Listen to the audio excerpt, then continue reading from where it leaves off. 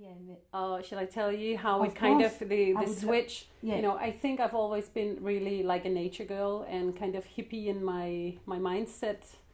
But I lived a very fashionable, fancy life in Hellerup in a huge villa, and yeah, it didn't look like I was. I don't know, was a hippie. But when I moved to Vesterbro after my divorce, I had a friend. He said to me after we moved in. So he said, "Oh, it's quite funny with you because you used to be Hellerup's hippie. Now you are Vesterbro's yuppie." Okay. Do you know the expression yuppie? Oh, it's something really fancy pantsy from the 80s that, Okay. you know, like rich style, Okay. very posh. And I'm like, hell no, I'm not a I think in yuppie. French And he we- said, you are a yuppie. He Okay. just gave the homeless guy on the bench 50 kroner. It's like, hell yeah, because I don't have 10 kroner or something. I didn't have any less. And he was asking for some food. So I gave him 50 kroner. And he like, hell yeah, you're a yuppie now. So, but my life has been, you know, around all this super smart, fancy stuff. But in my heart, I was very spiritual. And You still are. yeah. But I mean, it's more common now. Yeah. More now, I live more by Yeah. my heart. Okay, you're more connected to. Yeah. Yeah, I think at that time it was like I go to yoga, I go and do meditation, I go and eat biodegradable whatever. I do my garden stuff and I do some vegetables in the garden. La la la. You know, it's like, but now it's all connected. It's all it's. It all makes I don't sense. do anything else. Yeah. But at the other time, it's like I live this super Yeah. fancy life, and it was really hard to get organic food and to get bio medicine. It's called that, you know, natural medicine and you know all this. But so it was, you know, I had to consider when to do it. But now it's just all over. Okay. But it came to a point where I had 19 fashion shows in one fashion week. And was extremely busy for like 2 months up to the show, and we had a show in Bella Center in SIF, you know, the Copenhagen International Fashion Fair, and at the press show, I think there was 11, you know, like BBC, CNN, you know, all these, broadcasting, whatever news station, and at the press show, the model was falling through the catwalk. There was a lot of things going wrong. Okay. And I just had it there. I had it for too long with many things, but that was it. That was the drop. That was the turning point of your life. I was standing watching this, and I was actually filming because Okay. it was huge. The model was coming with like a cape kind of thing that have been sewn. Okay. It was like 40 square meters. That was supposed to go up, and then we will show a little movie on that kind of the cape. You know, it was super spectacular, but a lot of things went wrong, and she was drawn like this. Whoa! Yeah, before she pulled it off. And a lot of technical stuff, and I was just, we were asking for more people, more money to fix this, all And this then you had technical that stuff. moment where you were like, Charline. Yeah. No. I just told my staff, I'm not coming to work tomorrow. I'm off. I'll never come back to this anymore. Okay. So Now we don't what even happened? have human rights in Denmark. Okay. We don't. We don't do that. No, we Yeah. don't pay attention enough to the models. Yeah. They're just underpaid. Maybe not. You know, it's not like India. Of course, it's not. But they don't have. I don't think they have the rights. And we were working like scum. You know, working our asses off for the money of. You know, because fashion business, just you can get everybody to do everything for 0 kroner. Because everybody wants to be, see me, you know, all this selfie generation. So everybody wants to be in fashion and be on the air, whatever. So, but it's like, it's a huge job. And yeah, And then a you lot of stopped, things you, went you wrong. never came back to it. No. Never. I didn't. Okay. And I was doing commercials for some big brands in Denmark, where I was like, one of them was a weekly magazine you have in your mailbox showing a new nail polish. For sure you have like 10 coral reddish color, but you need another one. No, you don't. And it's full of toxic and shit. And you know, deodorant or shampoo with crap. And I was I'm doing commercials and I'm doing magazines and editorial stuff with shit. And I know it's slaves who's been sewing this, or super underpaid, suppressed people out there. I can't shut my eyes for it anymore. And when this happened, it was just kind of the drop. A lot of things has been laying up to this. So what did you do after that event? So I had to go on television at night to tell about a trend called Urban Jungle, that we had a trend we had to show on stage. And I knew that on this direct TV, of course they wanted to know about the accident with a model going, because it was on one of the newspapers' homepage even before the show was off. Whoa. Yeah, you know, it's like this. Yeah. So it was like, hell no, I'm never going to be in this situation again. So I told my staff I'm out of it and I'm not coming back. I had to continue these shows. We took out the accident styling, whatever. We took that off, and then we had to continue for 4 days because I signed the contract, blah, blah, blah. And, you know, I used to love my job. I love the people around and all the photographers, makeup artists and models I've been working with for almost 30 years. 30 years, yeah. I really loved it. And I think I'm so good with people and with the, you know, finding the solution for the picture, for the client. And I loved it all. But I didn't love the material, you know, the clothes or the beauty stuff, all this. It's full with toxic and slavery and blah. So your spirit wasn't connected to this part of your work. Your spirit wasn't connected to it. Yeah. So I knew how it was made. I've been to India and places, you know. I'm like, so your integrity was okay, I understand. So the whole fast fashion, I just couldn't take it anymore. So that was a drop. So after the show, after the fair was finished, I went to Himalaya. And I was quite sure I would never come back to the same point where I left. I was quite sure I had to, I don't know, bike around with a little coffee shop on the back, you know, these small wagons. They were not known at that time. I've seen it in New York. So I was like, maybe I could go around with organic fair trade coffee. Could that be ideal? I couldn't really see myself. I'm more like, okay, maybe I should work with handicapped children. So you were working on ideas? Yeah. Because I had to find something else to live off. Of course. And something that your integrity would not be... and I couldn't really feel that it was it or the other thing. And we're like, okay, but what can I do that is organic, spiritual, you know, mindful, or had made no harm to nature, people, or the environment. Okay. What can I do? And I'm like, well, I'm going to Himalaya, and then I'm quite sure something, you know, bling. I will find my path. Yeah.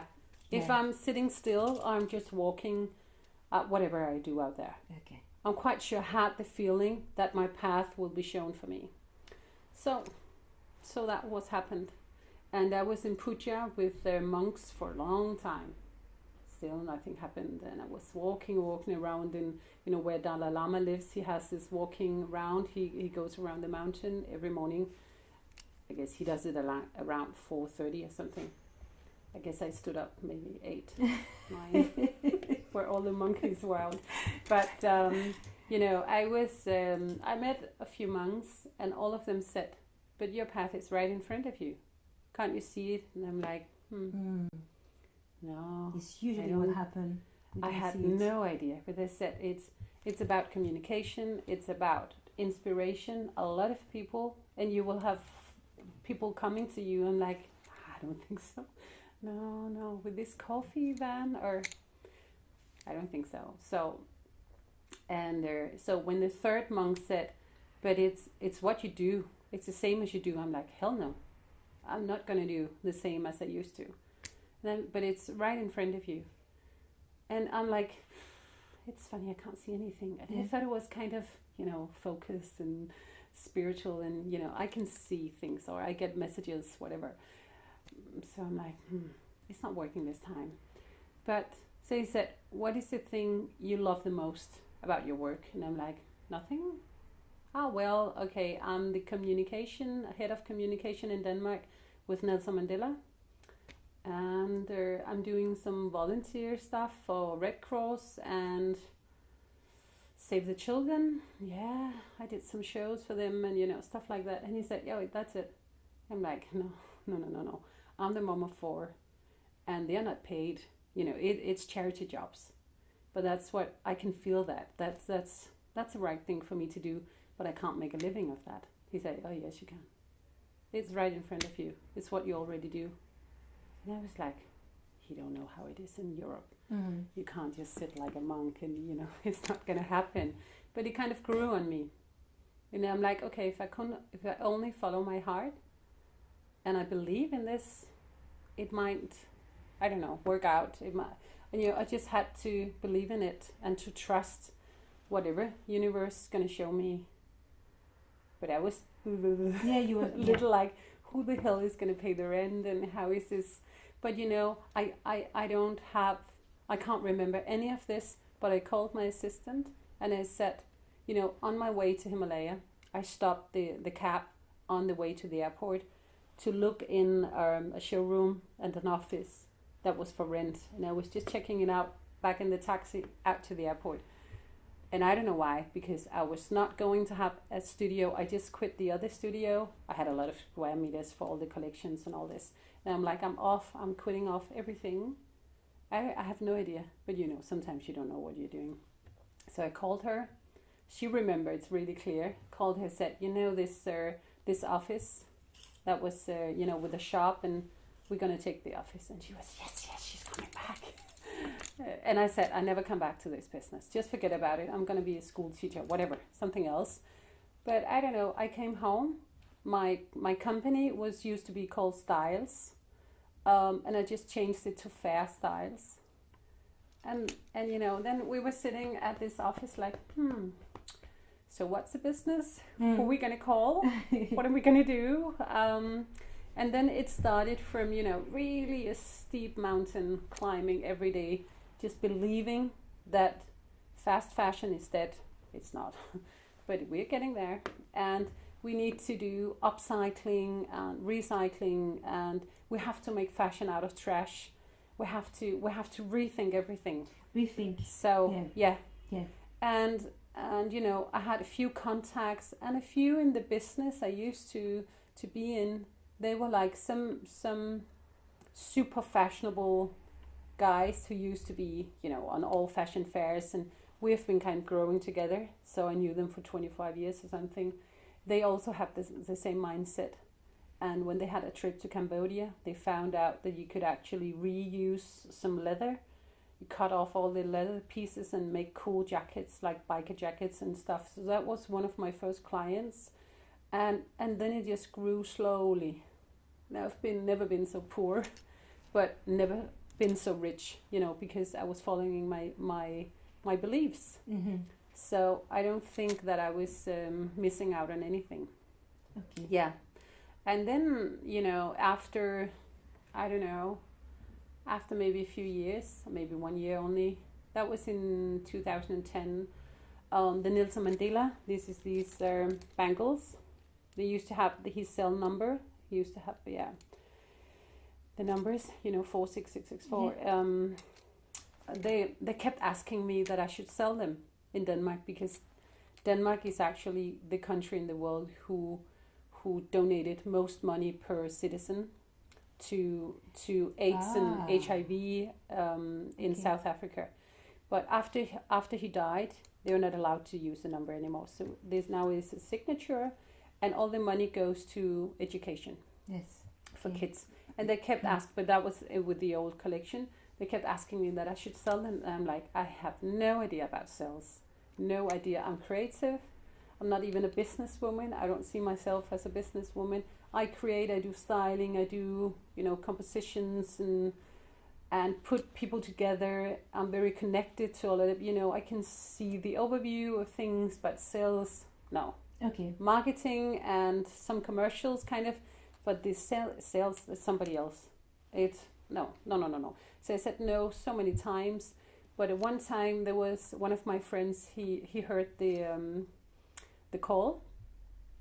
We were in my summer house, and he said, but what is it going to take? And I'm like, a lot of money, because you have to buy the first collection to sell off. And I'm like, that's like 100,000 or something. From where should I get them? So so he kind of he said, I'm gonna start out with that. That's cool with me. Okay. You can lend the money from me. And I'm like, no, I don't think so. Sales is still no.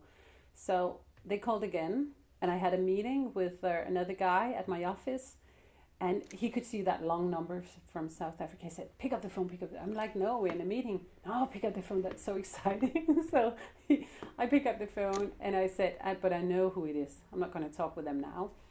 And he said, please do, for my sake. Okay, I took the phone, and they kept asking again, and I kept saying no. And he said, but you could just sell them by a web shop. That was kind of new at that time. There was not so many web shops, I don't think, for books, and I think Amazon maybe, but it was nothing big in Denmark. So I was like, does anybody really want to buy things from... You can't try them on, and I don't know. I'm very tactile. I love feeling things and have the conversation. So I never bought anything from... I wouldn't even buy a book, because I want to feel the book. It's kind of stupid, but it changed. But so he said, but I can... He wanted me to do... I started Fair Styles. It became not even as we didn't only do styling. We did a lot of PR and communication and newsletters for companies and stuff. And he built a bicycle of bamboo, and he wanted me to do the PR. And but he didn't have the money to that. And he said, okay, I built you a webpage, so you give me PR for my bike. Okay. And actually the bike went in all magazines, so it was a nice bike. And I got the webpage, and my son, he said, I'm gonna go, because I hate post offices, queuing, all this. I don't have time for that. I don't have patience for that. But he said, I can do that. I can come after school like 2 times a week. You just put in the webpage, you send Tuesday, Friday, something like that. And I'm like, well, it's not that hard. Maybe I should do that. So kind of all the dots came together, and I started the web shop, and it was just for the bangles, to get them out so we can get a lot of kids in school in South Africa. I thought that was a good idea, So, but then I told one of my clients in the showroom, we're going to do a web shop. They said, we want to be in the web shop. Okay. Before we opened the web shop, before it was launched, I think we have 40 brands. Wow. They were all sustainable.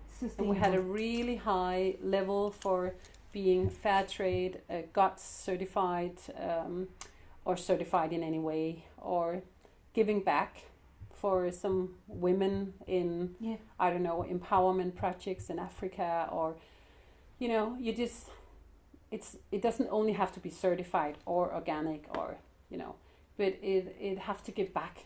Yes. And it have to be made not on fabrics with suppressed people. Yes. So, and at that time we didn't have a lot of beauty products, because it was crappy and it was not fashionable. So the thing is, you could get some, from, I don't know what you call these herby shops, where you get things, and the really vegan types, they were making their own creams, and that was fine, and it looked like something I wouldn't have on my shelf in the bathroom, because it has to be a little stylish, So it was damaged from my former life. So every day I kind of stood up to get it more, to brand these different collections, so it's something that I would wear or I would have in my home, and it has to have a certain wrapping, or it just have to look cool and sexy and fashionable, but it needs to have made no harm to people, the environment, or humans, or kids, or whatever, animals, and all this. That was a clear deal, and so we were the first in the world who made a web shop. Wow. Yeah. Amazing. So it just went. And then after that, you connected, of course, this physical shop, to your web shop. Yeah. Oh, okay. Yeah. But this is recently. This is after I got sick and all this. Yeah. So we used to have a shop in the old place where the office were. Yeah. And we did a lot of PR and commercials and branding for companies.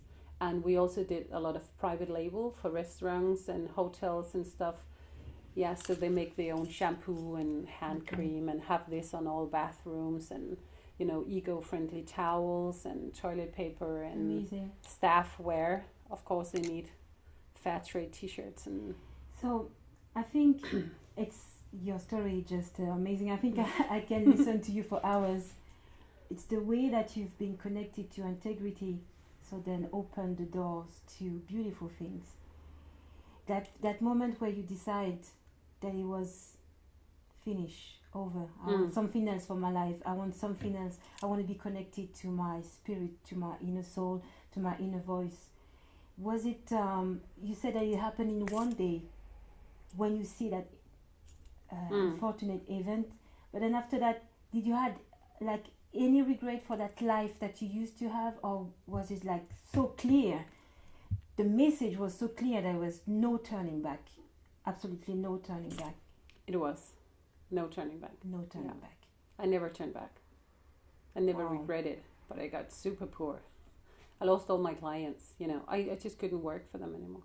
And it's still like when I go down the walking street, Strøget, it's like I don't look to the left, I don't look to the right. There's only crap. It's only fast fashion. It's only made of slaves. It's only, I don't believe in any of the shit. And I don't need any of that. It's like when I go in a supermarket. Normally I shop in Irma because they kind of, I can grab everything. Okay. It's a little bit more expensive, but I know they sourced everything. Okay. Almost everything is organic. There is some olives that is made from a little family place that Irma used to work with for maybe 30 years. I have no clue. Really? No, I have no clue. But you know, if you go to Lidl or Foodsex or something, you have to look at everything. Yeah, is it organic? Is that or this one? Oh, it's much cheaper. Then you just have to. So when I go to Irma, it's just kind of everything. Voilà, at least so because I trust the buyers there, that they supply us with all the best things. Not that all of them are organic, but it's made responsible to the environment and to people and all this. Okay. And this is like going into my fair shop. You shouldn't just look at all and read on all. A lot of people they do because they love the stories, because so really idealistic people made this, even if it's a shampoo or tampons or some shoes or whatever you want to dress or to wear, whatever. They love to read the hang tags and check out the stories behind. Mm-hmm. But when you walk into my fair shop, you can just shop everything, and you will believe that we sourced everything because and we want it to be fashionable and nice. Yes. And there's a lot of things that it's not possible. So it's just we don't have it here. Like when it's good. I think it's beautiful. So I don't come to places anymore. You don't compromise. No. With your beliefs. And I think for 5 years now or something, I dressed 100% sustainable, and that was hard in the beginning. It was like festival T-shirts in organic cotton or something. That because my size is like that was hard. But I'm like, if I can't dress from head to toe sustainably, who can? Okay. So that was also kind of an achievement for me I need to fix clothes that I can wear and women can wear and politicians. I used to style, I still do style a lot of politicians and people who work for Vestas or something sustainable kind of, or maybe more environmental things. And they want to go to meetings, or when they have to do a talk or a speech, whatever, they like to say, this is organic, this is fair trade, this is la. So, and I need to supply them with this. So that has been a goal. So I keep staying on my toes to get cool stuff that can dress people. Yeah. I think you did a fantastic job. I think I can see the client every day when they come to your shop, they feel happy and they feel, like you say, secure. I think that's a very important point. And I would love to talk about just one thing that both of us, we shared about being an entrepreneur. Of course, we're working a lot, because we're working for ourselves. So if you had just one advice to tell us again, to tell me again, I would appreciate it. And also thank you for that advice. I repeat, you said that we should just sometimes just chill, and then things will come up. But working hard is good. Working smart is even better. I think if you know, you can work and work and work and achieve a lot of things, but if all your achievement is not aligned with your inner feeling, Okay. then you can work yourself to death. If you're still not aligned, and I actually just did the same again. If Because it's I okay was with working. you, would you like to talk to us about that moment where you had 18 months when you couldn't work because you worked a lot? No, yeah, I got sick. You know, I had fast eyes, and then I had my fast shut, and it was like double working, 2 full-time jobs, and still having my kids and all this. And then I went to a business trip to Lesbos in Greece, and I knew that they were coming in refugees in these small dinghies. They're not even dinghies; they're just plastic cheap copies from China. It was terrible. So it's not rubber boats; it's cheap plastic, like for kids. You know, you blow up. Terrible. Whatever. I was going there, and I was like, okay, if I'm going to Greece, I think I better collect stuff I could bring to the refugees. And I could only bring like 13 suitcases with, you know, personal supplies for menstruation and stuff, and beard, whatever, and clothes and shoes and tents and a lot of these things. And, you know, these 13 suitcases were gone like this. Okay. So it turned into I didn't work at all this week with the business I was there for. And my client, he knew, he was like, he could see that I was like, is this happening? You could see that they were trading with people. You know, you hear about it, like you trade weapon and oil and all this going on. And I really have a fear of who's controlling the world, who's sitting on all the money. They have so much power, but I could see how they were trading people over there from Turkey to Greece, and that was so much in my face, and I got, you know, I just had to do something.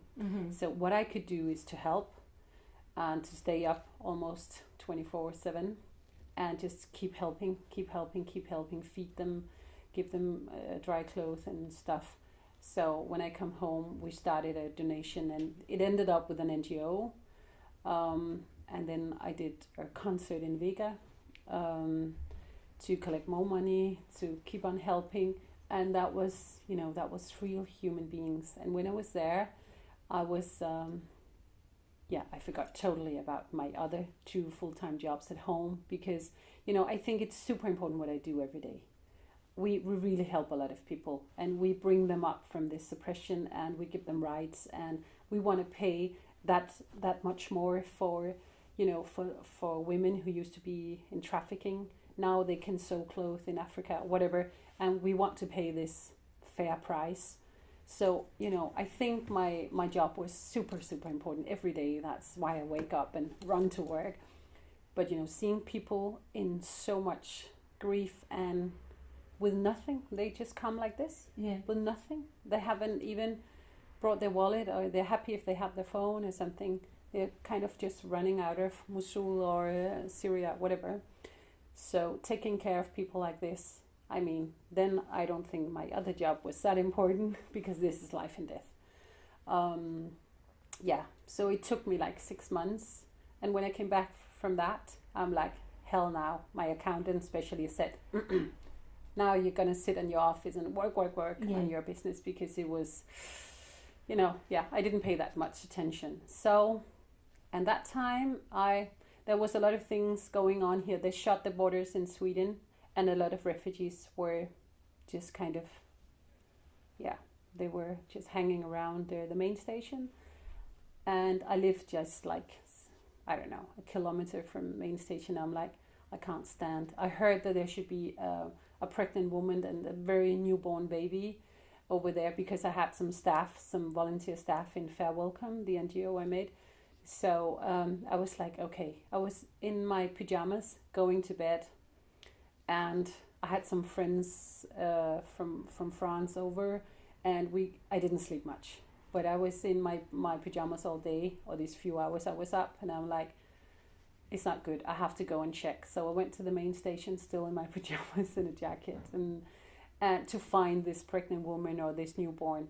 and I found this family. So it ended up that I brought 7 people home from Kurdistan or Iraq, and they stayed with me at home because they had nowhere else to go. They wanted to go to Finland because of some cousins up there, but the borders were shut, so they were sent back, and they were sent out of Germany, so they were stuck here. So they lived with me, and what happened, I don't know if it happened there or in the refugee camp, it doesn't matter, but I got a liver disease that was really tough, especially because I was not listening to it. We were working, helping, and all this. You didn't listen to your No, body. I didn't listen. I had really high fever, temperature for more than 6-7 weeks. But it ended up that I had to sign up for, I had one applied for a job, and I just stopped going to my office because I was too tired. I was just worn out. So I kind of talked everybody into that my office was in my living room. And it was so much heat on because I was freezing like hell. And when this girl, she came for the appointment, she was like, "But are you leaving?" I'm like, no, I'm here for you. We have the interview. Yeah. And she said, "But you on your way out?" "No." And she was like, I was like, I'm confused now, whatever. We had the interview. She started the next day. And I was like, "I'm so sorry that you thought yesterday that I was not paying attention to you, and we had the appointment. So why do you think that I was leaving?" She said, "But you were wearing cashmere all over, hat, gloves." I cut off some gloves, and you were still shaking. I'm like, what's happening? So you had all your winter clothes on, so it looks like I was going out. And like, and that point I was like looking down myself with all my cashmere all over. And that's when you realized there was something wrong. Okay. Yeah. And I'm like, this state of, I just got more and more fever every day. So my head was somewhere else. Yeah. I just need to finish this. Yeah. And my accountant said, "You really need to pay attention to your companies now." And I'm like, And hell yeah. So I was like working 3 full-time jobs, So I didn't have time to check in with myself. I stopped doing yoga, I stopped doing meditation and all this because I need to work. Very important, you know. So, So I looked at myself and I'm like, what the hell are you doing? Yeah, then I went to the doctor, and then I got the emergency hospital right away. Okay. And that was really hard for them to tell what it was. But that was a liver disease. And because I damaged the liver and the kidneys and some other organs really bad, not paying attention. So it took 18 months. So I started firing people, and then I quit the office because the monthly everybody was sitting waiting for me because I'm kind of bring in work and they finish, and I was like, and I was hanging in my nails, please get well, I need to come back, So you are still I had to give in, but I did that for more than 6 months. You were still thinking of you I wasn't thinking of anything else, just work. I just I don't know who I am if I'm not working. Okay. So, not good. What would be your advice if any of us is facing the same? Actually, I see now, if you don't pay attention to yourself first, it's like you said, and everybody says that. Oh, in an airplane, if you're there, you will put on the mask first, then you help your children.